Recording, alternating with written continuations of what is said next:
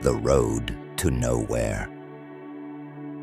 The night was thick with shadows as I drove down the desolate highway, the only company being the rhythmic hum of the engine and the occasional flicker of my headlights against the darkness. My hands gripped the steering wheel tightly, a bead of sweat trickling down my temple despite the chill in the air. I had always been uneasy about driving at night, but tonight felt different, as if the darkness held secrets too sinister to comprehend. I glanced at the clock on the dashboard, 2:37 a.m. I cursed under my breath, realizing how late it had gotten. I had left the city hours ago, hoping to reach my destination before midnight, but now it seemed like an impossible task. The GPS on my phone had long lost signal, leaving me to navigate the unfamiliar roads by memory alone. As I rounded a bend, a dense fog rolled in, obscuring my vision and sending a shiver down my spine. I slowed down, squinting through the mist, trying to make out the road ahead. But the fog seemed to swallow everything, leaving me disoriented and lost. Panic began to rise within me, gnawing at the edges of my sanity. Suddenly, a figure emerged from the mist, standing in the middle of the road. My heart skipped a beat as I slammed on the brakes, the tires screeching against the asphalt. The figure was a woman, her long dark hair cascading over her shoulders like a veil. She seemed to glow faintly in the dim light, her eyes fixated on me with an intensity that sent a chill down my spine. I hesitated, unsure of what to do. Was she in trouble? Lost like me? Or was she something else entirely, a harbinger of doom lurking in the shadows? Despite the warning bells ringing in my mind, I felt compelled to help her. I rolled down the window, the cold night air biting at my skin. "Are you okay?" I called out, my voice trembling slightly. The woman didn't respond, her gaze unyielding.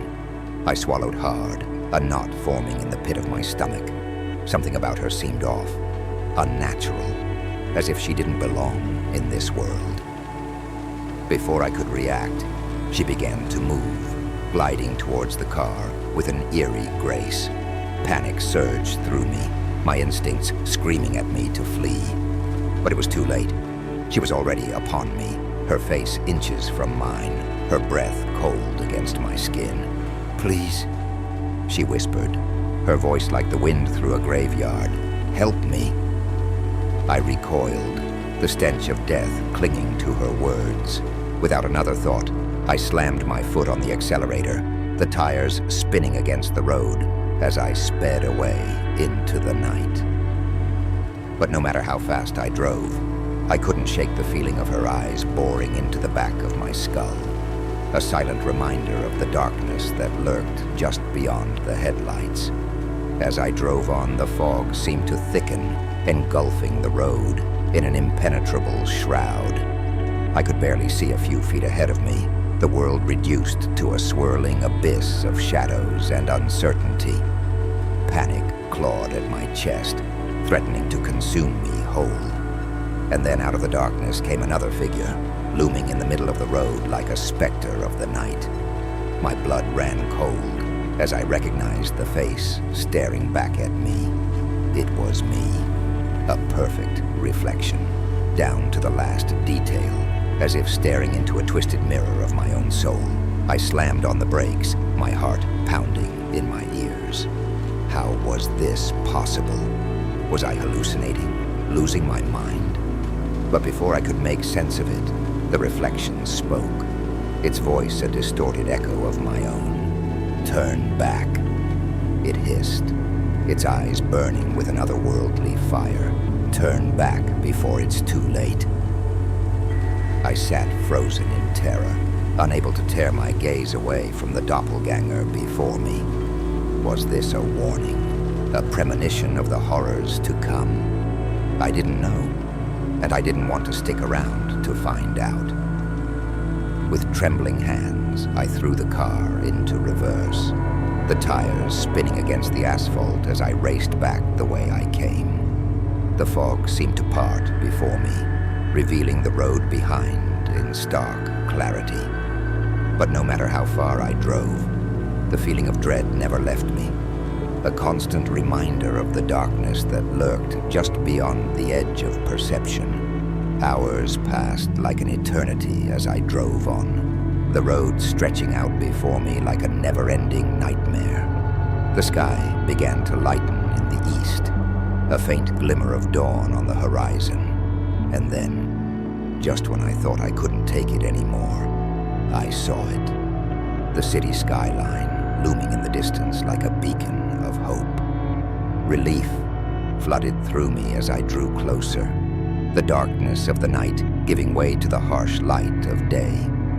I pulled into the city limits, the familiar sights and sounds washing over me like a balm for my frayed nerves. I had made it. I was safe. But as I glanced in the rearview mirror, I saw something that made my blood run cold. The fog, creeping in from the edges of the city like a hungry beast, swallowing everything in its path. And in its depths, I saw them, the figures, lurking just beyond the veil, waiting for their next unsuspecting victim.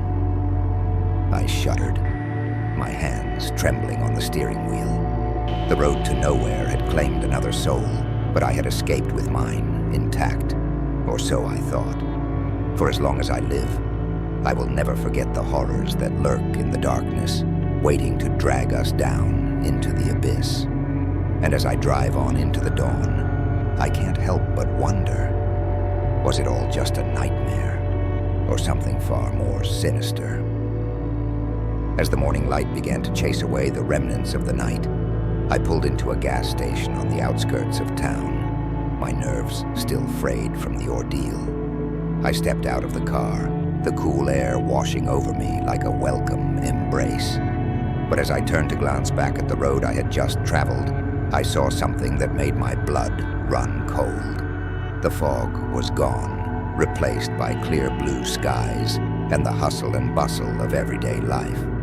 But there, in the distance, I saw them, the figures from my nightmares, standing at the edge of the road, their eyes fixed on me with a hunger that sent shivers down my spine. I blinked, and they were gone, vanished into thin air as if they were never there to begin with. But the memory of their haunting gaze lingered, a constant reminder of the darkness that lurked just beyond the edge of perception. I shook my head, trying to rid myself of the lingering sense of dread. It was just a trick of the mind, I told myself, a figment of my imagination brought on by exhaustion and fear. But deep down, I knew the truth. There are some things in this world that defy explanation, some horrors that cannot be reasoned away. With a heavy heart, I climbed back into the car and continued on my journey, the road stretching out before me like a never-ending labyrinth of nightmares. And as I drove on into the unknown, I couldn't shake the feeling that somewhere out there, in the depths of the night, the darkness was waiting for its next unsuspecting victim. And this time, it might just be me.